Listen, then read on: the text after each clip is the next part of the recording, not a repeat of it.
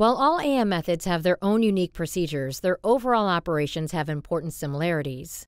For DMLS, a PBF process, the operation begins with an AM operator setting up the machine and loading the powdered metal build material. Prior to running the DMLS machine, the operator should close the machine safeguards and then fill the chamber with an inert gas. Afterwards, the operator can typically initiate the build process. During the build process, a laser traces over a layer of metal powder held on a build plate. The laser selectively sinters and solidifies the metal powders to form a part layer.